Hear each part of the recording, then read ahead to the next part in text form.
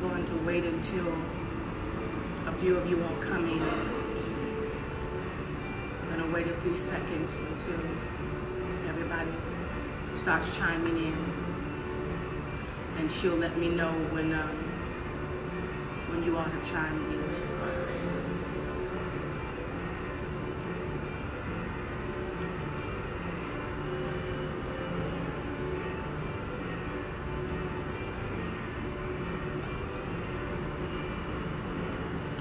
I'm not going to wait too much longer, but I didn't want to do this live. I was upstairs in my bed, and I'm here in Virginia, and I did not want to have to do this, but sometimes circumstances doesn't leave you an alternative to do anything else. I do want to say that upon doing this live, I did consult with both of the bishops that sit over my life, and they also felt that it needed to be done. I think everybody knows me by now. I've been in ministry 47 years, and so I started preaching when I was 16. I preached my first revival at 16. My first message was at 12 years old. So I've been preaching full-time a total of 47 years. And so I've dealt with a lot in ministry. I have. There's no way that you could be a woman in ministry, period, and not have to deal with things that probably most men doesn't have to deal with. And so I think all I can say is that only the strong survive. And so over the course of the years, I've had to make a lot of sacrifices and a lot of adjustments, and things haven't been, the way I would have wanted them to be every time. But that's with anything. That's with a business, that's with ministry, that's with a church, that's with relationships. And so you learn how to eat the bad with the good, and you just keep going. However, as much as it pains me to have to do this, because I know that as private as I am, and people that know me, even though my name is very public, I don't thrive on allowing a lot of my private issues to be vented on Facebook. And anybody that have followed me on Facebook or Instagram, I'm just not one of those people that when things happen, I got to get on Facebook and throw subliminal curves and, say this and that and da-da-da-da-da. That's just not my style. However, when it is something that I feel and my bishops feel and my pastor feel like it's something that had severely threatened my integrity, then I have a responsibility to be upfront, and I have a responsibility to speak the truth.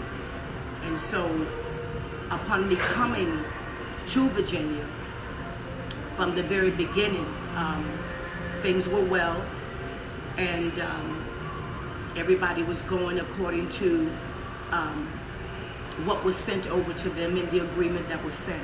And Elder Jimmy Vaughn is the person that handles my ministry engagements, and been a person also in ministry all his life, have seen it all and know how to be diplomatic and how to handle people and how to understand when somebody's having a rough patch, and he don't throw the baby out with the bathwater. So it had to be somebody of that nature that understood how to work with people when they didn't get it all right. It's not a reason to just say, oh, I'm just going to cancel you because you didn't get this right. So from the offset of the last 2 weeks, it had been kind of rough up and down, to the point that the night before I came, which was Saturday night, I requested a phone call with the pastor and Elder Jimmy and my assistant, Juanita, who does my ear monitors, because there was a lot being said and done that was just not appropriate, and I found to be offensive, but I wanted to be fair and hear both sides. Well, when we all got on the phone, and I'm glad that I never do anything without a witness, when we all got on the phone, the pastor understood some of the things that he had done wrong, several things he had done wrong, and he apologized. He apologized for his posture. He apologized for things that he said that was inappropriate, and I was good. And so, you know, I don't split hairs over, you know, if it's not exactly the kind of car, because I don't require all of that. And I mean, people that hosted me can tell you that I'm probably one of the most low maintenance guests they have ever had. I don't charge up food on their hotel bills. If I want something to eat, because of the way that I eat, I send my staff out to get me food, and I pay for it. I don't use their phone at all, other than calling the operator for some hot water or something like that. I even send out to get my coffee. And if they bring me coffee, I pay for it. I don't charge ministries for food. Even though they say, Dr. Buynum, feel free to get you something, you know, on the hotel, I don't.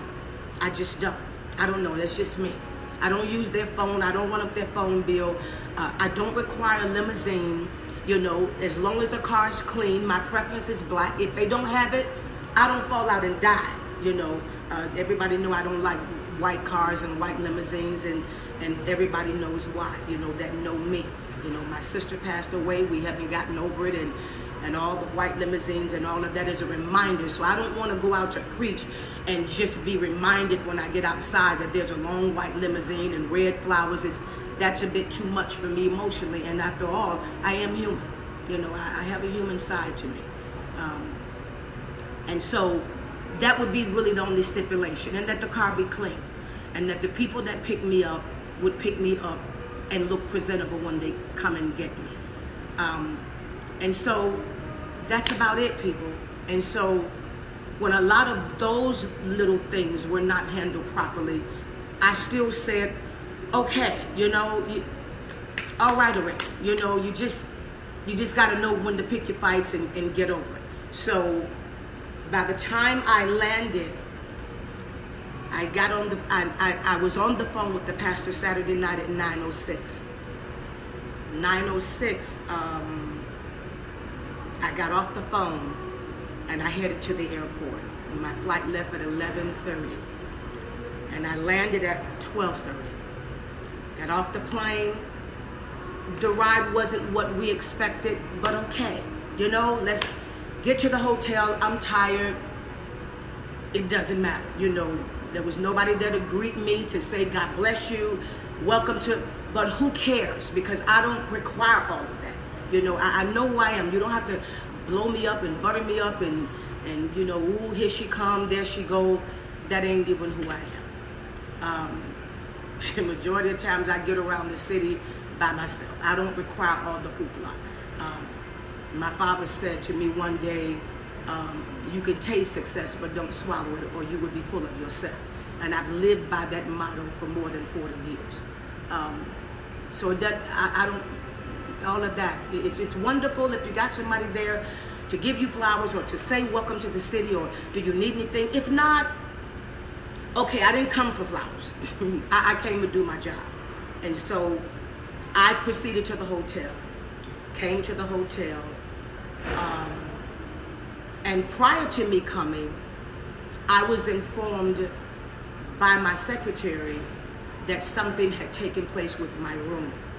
So I was like, well, okay, you know how you moving, and you don't really get the gist of it, because you like, all right, it's already been enough, and I'm focused, and I just got to preach, so let me just get to the hotel. And so I really didn't pay attention to a lot of the riffraff until I got to my hotel. When I got to my hotel, people, I walked in my room in the mini suite, which I would show a picture of the hallway when you open my front door. And when I walked into the room and turned the corner, of course, all of my things I laid out the way my secretary always laid them out. My assistants come in, they always come into hotel rooms before me. They pray before I come in.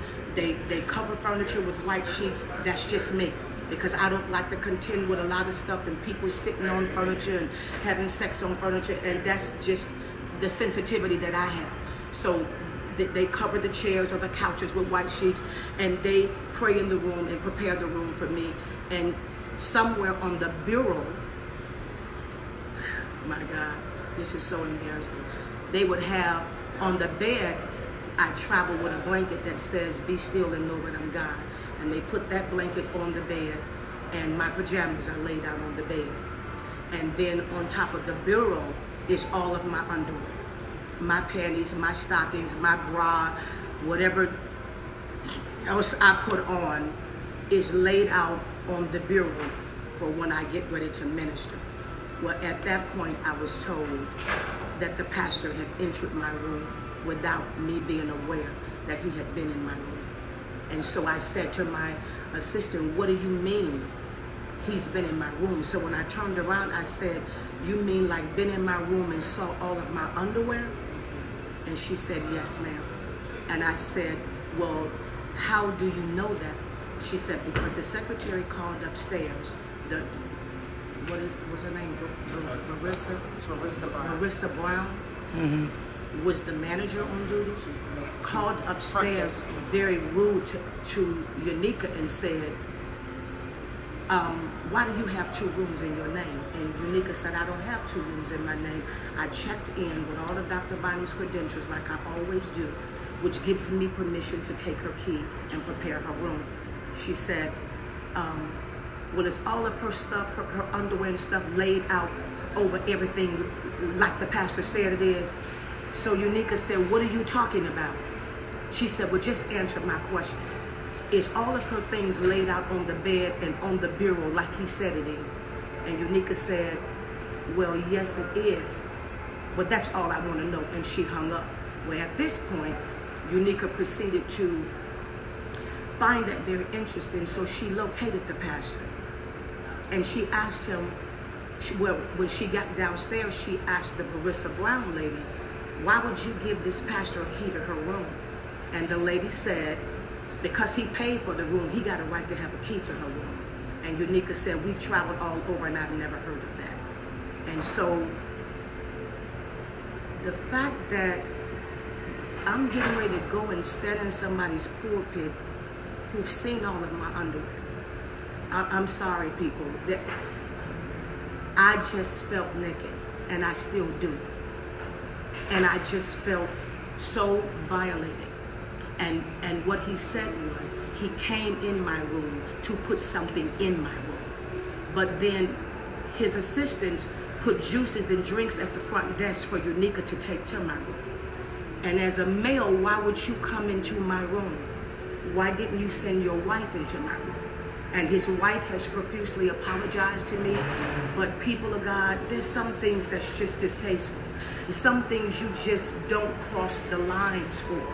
I would not have ever known that he had a key to my room had this lady not been so rude to inform us that she knew all of my garments and spread it around my room. And so at that point, that was the end of the rope for me. I can tolerate a lot, but so no, it wasn't Juanita Buynum per se as to the reason why I didn't show up in that church tonight. It's like I'm standing up there preaching, knowing that you know what I have on underneath my dress. That, I don't know.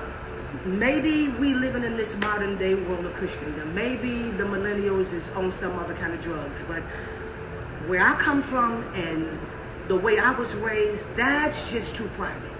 That's just too personal. And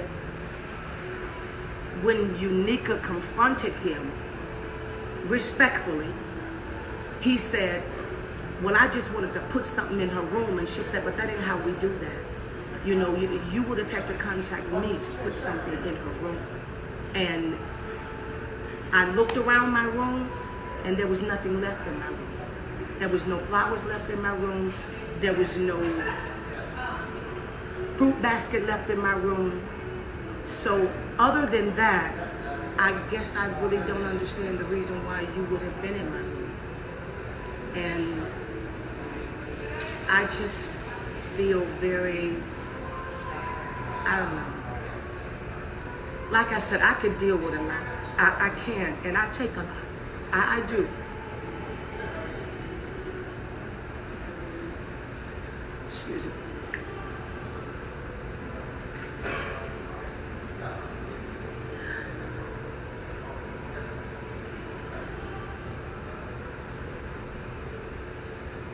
And I take a lot, and I do.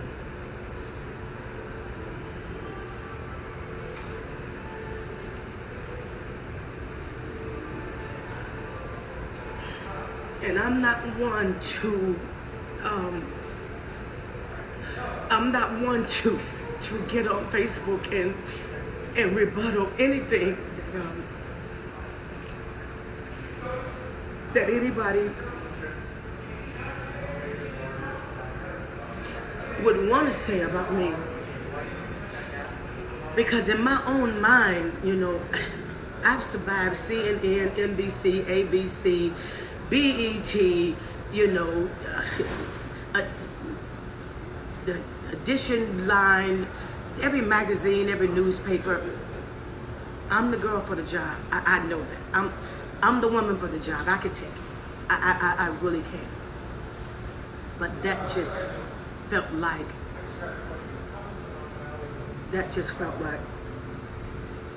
a personal violation to me. That somebody knows what kind of underwear I wear. That drew the line for me. And it took me down. And I'm sorry that I couldn't. I just couldn't walk in there. And when you open my door, which you will see the picture, a photograph in the caption, when you open my door, there's a long hallway. And my 2 black suitcases is at the end of the hallway. That right there is reason to just step back through the door and said, oh, but then you already knew I had checked in. But then you asked the manager for the key to my room. So you would have had to come down the hallway, turn the corner and pass a bathroom and a kitchen station on the left and go into the bedroom part to be able to see that my clothes was laid out like that. That what I sleep in was on the bed. And I couldn't, people. And I'm sorry, and you know, I wept for the people because I knew they came looking for a word and I'm coming back. And God is going to open up other avenues and doors for me to come back to Virginia.